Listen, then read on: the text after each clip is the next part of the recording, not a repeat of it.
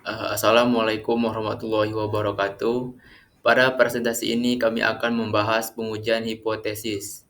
Topik ini penting karena menjadi dasar dalam pembuatan keputusan berdasarkan data. Kami dari kelompok 3 akan menjelaskan mulai dari konsep dasar, jenis hipotesis, kesalahan dalam pengujian, sampai contoh penerapannya. Apa itu hipotesis statistik? Hipotesis statistik adalah sebuah dugaan atau pernyataan mengenai kondisi populasi. Misalnya, rata-rata tinggi badan 170 cm atau 40% penduduk adalah perokok. Ini masih dugaan karena populasi sangat besar. Kita hanya mengambil sampel dan dari sampel ini kita mencoba memastikan apakah dugaan tersebut masih masuk akal atau tidak. Kenapa perlu pengujian?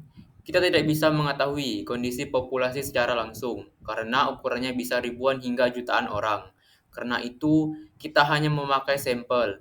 Dari sampel inilah kita menjawab apakah dugaan awal benar atau justru berbeda. Karena sampel tidak sempurna, disinilah pengujian hipotesis sangat membantu untuk mengurangi kesalahan dalam pengambilan keputusan. Dan bagaimana pengujian bekerja? Pengujian dimulai dengan sebuah dugaan, misalnya berat badan rata-rata 68 kg. Kita ambil sampel, hitung rata-ratanya, lalu bandingkan dengan dugaan awal. Jika hasilnya tidak jauh, maka dugaan awal masih mungkin benar. Tapi jika hasilnya jauh berbeda, ada alasan kuat untuk menolak dugaan tersebut.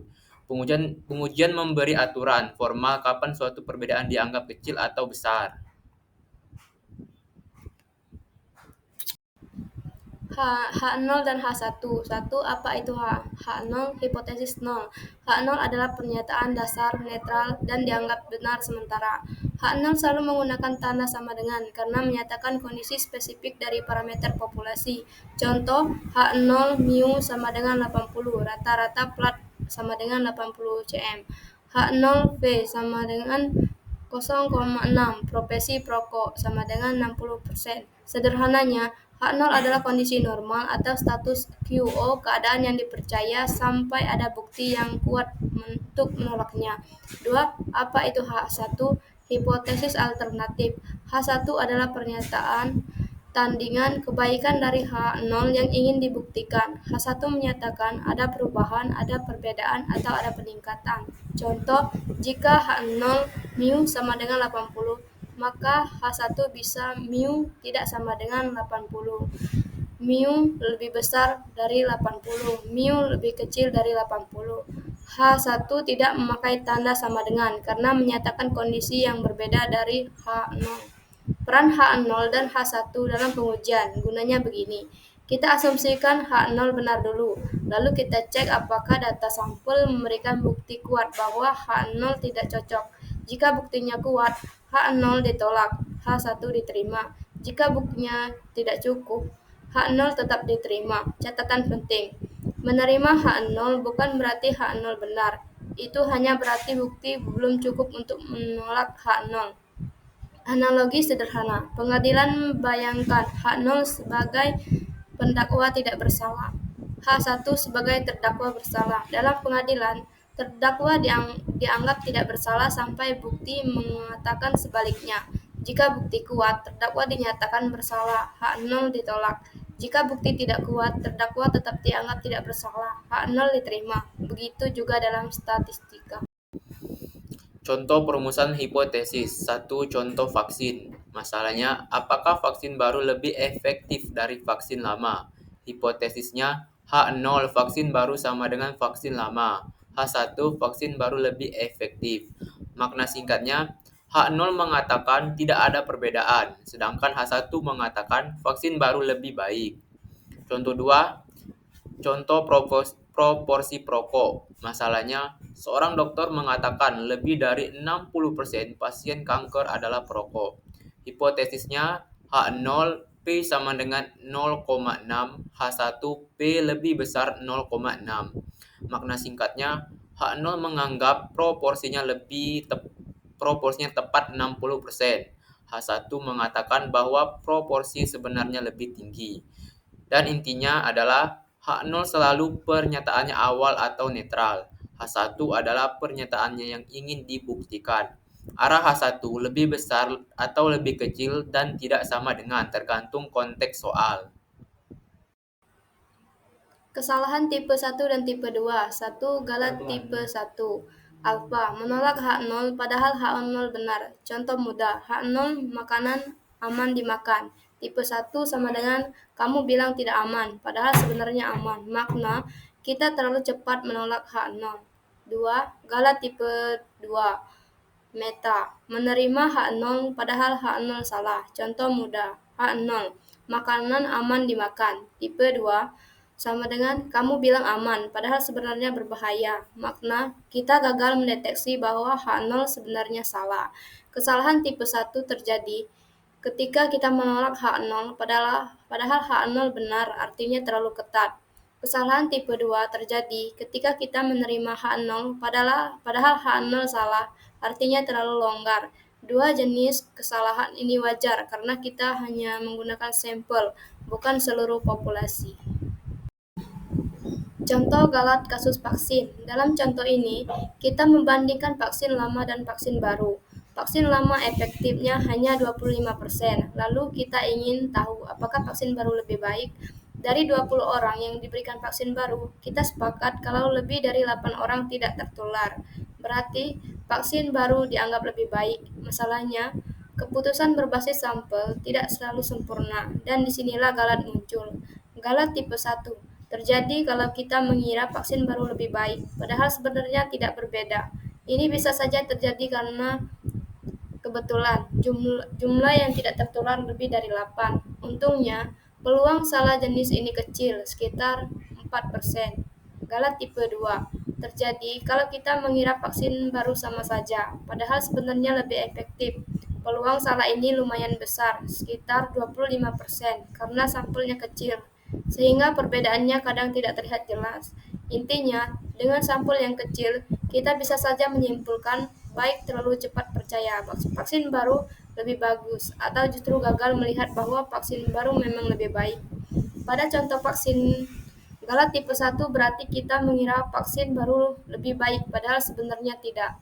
Peluangnya kecil. Sedangkan galat tipe 2 berarti kita tidak melihat efektivitas vaksin baru, padahal sebenarnya lebih baik. Ini bisa terjadi karena ukuran sampel kecil, sehingga perbedaan tidak terlihat jelas. Uji satu arah dan uji dua arah. Pengujian dilakukan hanya pada satu sisi distribusi, kiri atau kanan, karena arah pernyataan sudah jelas. Contoh kata kuncinya yang menunjukkan arah jelas: lebih besar, lebih kecil, lebih efektif, lebih panjang, lebih buruk. Bentuk hipotesis: jika menguji apakah lebih besar, H0 mu sama dengan mu 0. H1 sama dengan mu lebih besar, mu kecil, arah ke kanan. Jika menguji apakah lebih kecil, H0 sama dengan mu 0. H1 sama dengan mu lebih kecil, mu 0 arah ke kiri. Contoh mudah.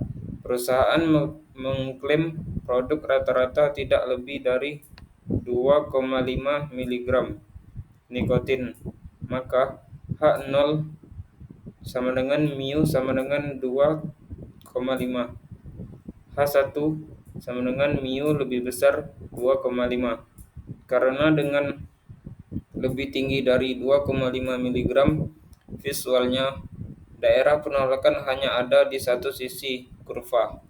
Digunakan ketika kita ingin menguji apakah ada perbedaan, tanpa menyebutkan arah. Berbeda.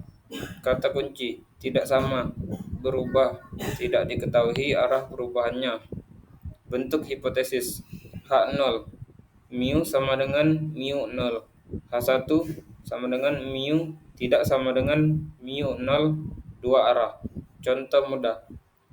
Teknisi meragukan panjang rata-rata pelat baja apakah masih 80 cm atau tidak. Tidak mengatakan lebih besar atau lebih kecil, jadi H0 mu sama dengan 80. H1 sama dengan mu tidak sama dengan 80. Visualnya, daerah penolakan berada di dua sisi kurva kiri dan kanan. Uji satu arah. Berikutnya adalah uji satu arah. Uji ini digunakan ketika arah perubahan sudah jelas, seperti lebih besar, lebih kecil, atau lebih efektif. Daerah penolakannya hanya ada di satu sisi distribusi. Misalnya, perusahaan ingin memastikan kadar nikotin tidak lebih dari 2,5 mg karena dugaan mengarah ke lebih besar. Maka kita menggunakan uji satu arah ke kanan. Uji dua arah. Sedangkan uji dua arah digunakan ketika kita hanya ingin mengetahui ada perbedaan tanpa menentukan arahnya. Kata kuncinya adalah berbeda atau tidak sama. Pada uji ini, daerah penolakan berada di dua sisi distribusi, sehingga perubahan bisa terjadi ke kiri atau ke kanan. Langkah-langkah pengujian hipotesis. 1. Rumusan H0 dan H1. Ini adalah langkah paling penting. H0 hipotesis 0. Dugaan awal dianggap benar untuk sementara. H1 hipotesis alternatif. Pernyataan yang ingin diuji atau dibuktikan. Contoh, H0 mu sama dengan 80. H1 sama dengan mu tidak sama dengan 80. Mengapa penting? Kesalahan dalam merumuskan H1 membuat seluruh uji salah arah. 2. Tentukan tingkat signifikansi alfa. Ini adalah batas toleransi kesalahan tipe 1. Umumnya, alfa sama dengan 0,05. 5% paling sering digunakan. Alfa sama dengan 0,011% untuk uji yang lebih ketat. Artinya, kita bersedia mengambil resiko salah menolak H0 sebesar alfa. Contoh, alfa sama dengan 0,05. Kita menerima peluang 5%, membuat kesalahan tipe 1. 3. Tentukan nilai kritis. Nilai kritis adalah batas yang menentukan apakah statistik uji masuk zona penolakan 1 atau tidak. Untuk uji Z, gunakan tabel Z. Untuk uji T, gunakan tabel T. Nilai kritis bergantung pada alfa, jenis uji satu arah dan dua arah. Contoh, untuk uji dua arah, alfa sama dengan 0,05. Nilai kritis tidak sama dengan 1,95. 4. Hitung nilai statistik uji dari sampel. Gunakan data yang diperoleh untuk menghitung nilai Z atau T. Contoh, jika sampel rata-rata 83, mu0 sama dengan 80, alfa sama dengan 7, n sama dengan 100. Z sama dengan 83 dikurang 80 dibagi 7 per akar 100. Jadi hasilnya sama dengan 4,29. Nilai ini kemudian dibandingkan dengan nilai kritis. 5. Buat keputusan. Bandingkan nilai uji ZH atau TH dengan nilai kritis. Jika nilai uji berada di daerah penolakan, tolak H0. Jika tidak, terima H0 atau gagal menolak H0. Keputusan biasanya ditulis pada tingkat signifikansi alfa. Terdapat bukti untuk menolak H0 atau tidak terdapat bukti cukup untuk menolak H0. Contoh penerapan pengujian hipotesis dengan sumber rujukan. Dalam dunia nyata, pengujian hipotesis sangat banyak digunakan, misalnya pada penelitian obat baru. Jika ingin mengetahui apakah obat baru lebih efektif menurunkan tekanan darah dibanding obat lama, kita membandingkan rata-rata perubahan pada dua kelompok pasien. Dengan uji T, dua sampel, kita dapat menentukan apakah perbedaannya signifikan secara statistik. Contoh ini menunjukkan bahwa pengujian hipotesis sangat penting dalam penelitian medis, agar keputusan terkait obat benar-benar aman dan dapat dipercaya. Di sini ada contohnya penerapan menguji efektivitas obat baru. Kasus, sebuah perusahaan farmasi ingin mengetahui apakah obat baru untuk menurunkan tekanan darah lebih efektif dibanding obat lama. Rumus hipotesis. H0 mu1 sama dengan mu2. Rata-rata penurunan tekanan darah obat baru sama dengan obat lama. H1 sama dengan mu1 lebih besar dari mu2. Obat baru lebih efektif dari obat lama. Langkah singkat. Kumpulkan data hasil penurunan tekanan darah pasien saat menggunakan dua jenis obat. Hitung rata-rata sampel masing-masing kelompok. Gunakan uji T 2 sampel. Tentukan apakah perbedaannya signifikan. Kenapa penting? Untuk memastikan obat benar-benar layak diproduksi dan aman digunakan. Rujukan FDA, Food and Drug Administration, Guidance for Statistical Principles for Clinical Trials. Dokumen resmi untuk standar uji klinis dan pengujian hipotesis. Kesimpulan, pengujian hipotesis adalah cara kita memastikan apakah sebuah dugaan benar-benar didukung oleh data, bukan sekedar perasaan atau tebakan. Kita mulai dari H0 sebagai anggapan awal, lalu melihat apakah data cukup kuat untuk mengatakan bahwa kenyataan berbeda. Dalam proses ini, bisa saja kita salah baik, terlalu cepat menolak H0 atau tidak menyadari bahwa H0 sebenarnya keliru. Karena itulah pemilihan tingkat signifikasi, ukuran sampel, dan jenis uji sangat penting. Contoh obat baru menunjukkan bagaimana metode ini bekerja dalam dunia nyata. Dengan membandingkan dua kelompok pasien, datanya memberi bukti kuat bahwa obat baru lebih efektif, sehingga H0 ditolak. Akhirnya, pengujian hipotesis membantu kita membuat keputusan yang lebih objektif, lebih akurat, dan jauh lebih bisa dipercaya dibandingkan sekadar menebak. Terima kasih atas perhatiannya. Semoga materi ini membantu meningkatkan pemahaman mengenai pengujian hipotesis. Wassalamualaikum warahmatullahi wabarakatuh.